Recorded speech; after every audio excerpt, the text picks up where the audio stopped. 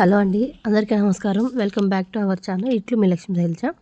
ఈరోజు మనం చపాతీ రోల్స్ చేసుకుందామండి. దానికి ముందుగా ఒక కప్పు మైదా తీసుకొని అందులో ఒక స్పూను నూనె, ఒక స్పూను ఉప్పు మీకు సరిపడా వేసుకోండి. నేను ఒక స్పూన్ వేసాను.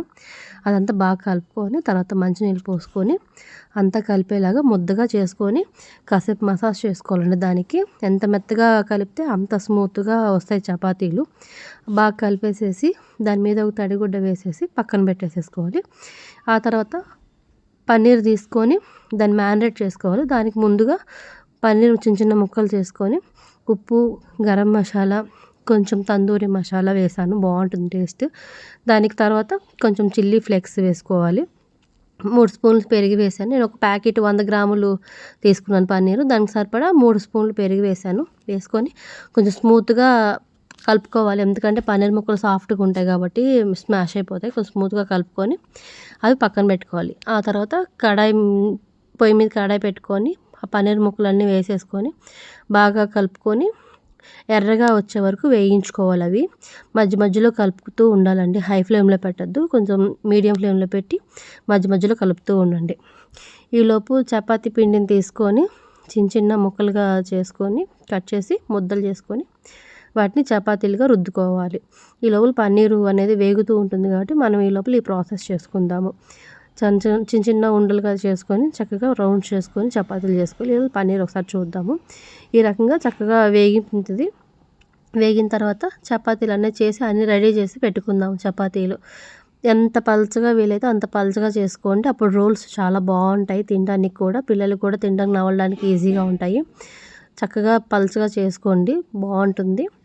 తర్వాత పెనం మీద బాండ్లీ పెట్టుకొని ఆయిల్ వేసుకుని తర్వాత చపాతీ వేసుకొని ఎర్రగా కాల్చుకోవాలండి. పలుచగా చేసుకున్నాం కాబట్టి తొందరగా వేగుతుంది. మరీ గట్టిగా కాల్చుకోకుండా మెత్తగా ఉండేలాగా దోరగా వేయించుకోవాలి. వేయించుకున్న తర్వాత అన్నీ ఇలాగే వేయించుకొని రెడీ చేసుకొని మెత్తగా సాఫ్ట్గా వచ్చాయి చూసారండి. అయిన తర్వాత చపాతీ వేసుకొని తర్వాత సాస్ వేసుకొని టమాటా సాస్ కానీ, పిజ్జా సాస్ కానీ, లేదంటే షెజ్వాన్ సాస్ కూడా వేసుకోవచ్చు అండి. 3 చాలా బాగుంటాయి. నేను టమాటా సాస్ వేసాను. తర్వాత పన్నీర్ ముక్కలు వేసుకోవాలి. వేసుకున్న తర్వాత దానిపైన ఉల్లిపాయ ముక్కలు, కూరగాయలు మన ఇష్టం అండి, ఏమన్నా వేసుకోవచ్చు. క్యాబేజీ, క్యాప్సికము, ఆనియన్స్, టమోటా అవి మన ఇష్టం, ఏమన్నా వేసుకోవచ్చు. నేను ఉల్లిపాయలు వేసాను. తర్వాత మయోనీస్ కొంచెం వేసాను, పిల్లలకి ఇష్టం కదా అనేసి మయోనీస్ కొంచెం వేసాను. ఇంకా అంతేనండి. రోల్ చేసుకొని కట్ చేసుకొని పిల్లలకి సర్వ్ చేయడమేను. ఇది వెజ్ రోల్ అండి. తర్వాత నేను నాన్ వెజ్ రోల్ కూడా చూపిస్తాను. తర్వాత పొయ్యి మీద పెనం పెట్టుకొని ఎగ్ గ్లాస్లో వేసుకొని చక్కగా గిల్ల కొట్టుకోవాలండి. వైట్, ఎల్లో 2 కలిసేలా గిల్ల కొట్టుకొని అది కొంచెం ఉడికిన తర్వాత వేగిన తర్వాత చపాతీ వేయాలి దాని మీద. అది మొత్తం వేగిపోయే వరకు ఉండకూడదండి. పైన పచ్చిగా ఉన్నప్పుడే చపాతీ దానిపైన వేసి కొంచెం ప్రెస్ చేస్తే అతుక్కుంటుంది. అతుక్కున్న తర్వాత అటు తిప్పి ఇటు తిప్పి కొంచెం ఎర్రగా కాల్చుకోవాలి.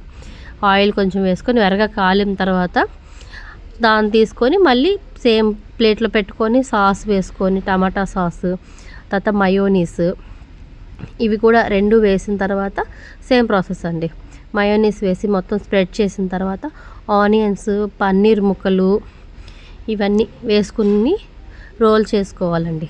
పన్నీర్ ముక్కలు కొంచెం నాన్ వెజ్ కాబట్టి కొంచెం పన్నీర్ స్టఫింగ్ ఎక్కువ ఉంటేనే బాగుంటుంది.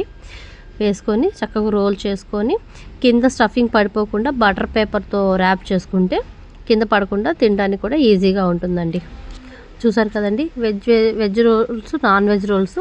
మరొక వీడియోలో మళ్ళీ కలుసుకుందామండి. ఉంటానండి. Bye bye.